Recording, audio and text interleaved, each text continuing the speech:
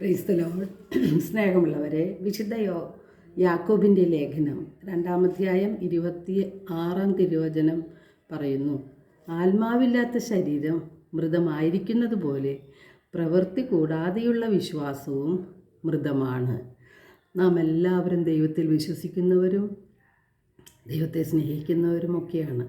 നിത്യവും ദേവാലയത്തിൽ പോകുന്നവരും വിശുദ്ധ കുർബാനയിൽ പങ്കെടുക്കുന്നവരും വിശുദ്ധ കുർബാന സ്വീകരിക്കുന്നവരും ആണ്.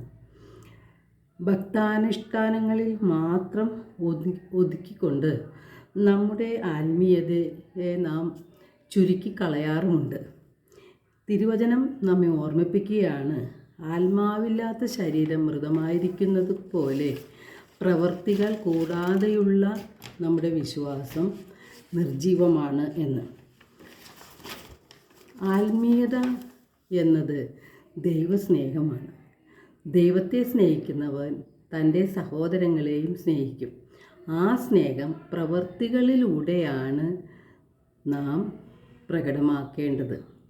നമ്മുടെ സഹോദരങ്ങൾക്ക് ആവശ്യത്തിന് ഭക്ഷണമോ വസ്ത്രമോ ഇല്ലാത്ത അവസ്ഥയിൽ അവർ വേദന അനുഭവിക്കുമ്പോൾ അവരെ കണ്ടില്ല എന്ന് നടിച്ചുകൊണ്ട് അവരെ തള്ളിക്കളയുമ്പോൾ നാം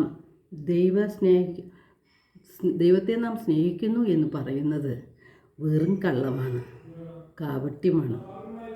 1 യോഹന്നാൻ 3:17 തിരുവചനം പറയുന്നു, ലൗകിക സമ്പത്ത് ഒരുവനുണ്ടായിരിക്കെ തൻ്റെ സഹോദരനെ സഹായം അർഹിക്കുന്നവനായി കണ്ടിട്ടും അവനെതിരെ ഹൃദയം അടയ്ക്കുന്നുവെങ്കിൽ അവനിൽ ദൈവസ്നേഹം എങ്ങനെ കുടികൊള്ളും?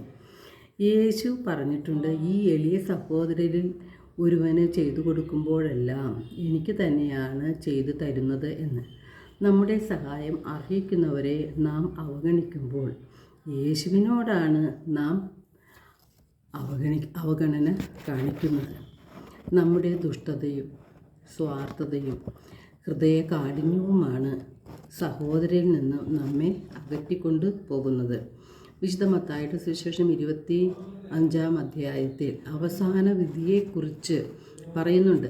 നിത്യജീവനിലേക്ക് പ്രവേശിക്കുവാൻ വിശക്കുന്നവനും ദാഹിക്കുന്നവനും നഗ്നനുമൊക്കെയായി നമ്മുടെ കൺമുമ്പിൽ വരുന്ന വ്യക്തികളിൽ ദൈവത്തെ കണ്ടുകൊണ്ട് അവർക്ക് നന്മകൾ ചെയ്യുമ്പോഴാണ് നിത്യജീവനിലേക്ക് നാം പ്രവേശിക്കുന്നത് എന്ന്.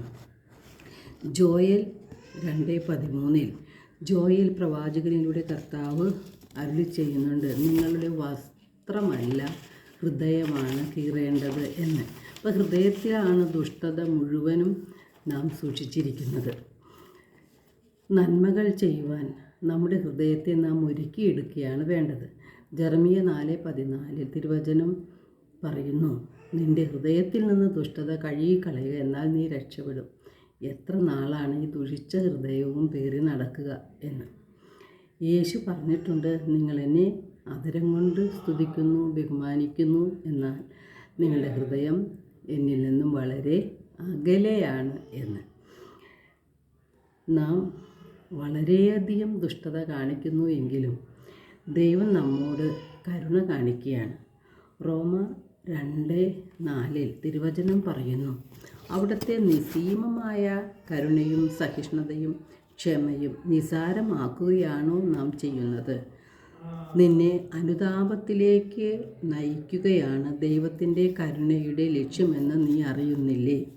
അപ്പോൾ നമ്മുടെ ഹൃദയത്തെ നവീകരിക്കാം, നമ്മുടെ ഹൃദയത്തിൽ കരുണ സൂക്ഷിക്കാം.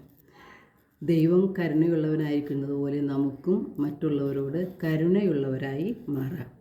അങ്ങനെ സ്വർഗത്തിൽ നമ്മുടെ നിക്ഷേപം കരുതി വയ്ക്കാം. എല്ലാവർക്കും ഒരു നല്ല ദിനം ആശംസിക്കുന്നു. ദൈവം നമ്മെ ഓരോരുത്തരെയും സമൃദ്ധമായി അനുഗ്രഹിക്കട്ടെ.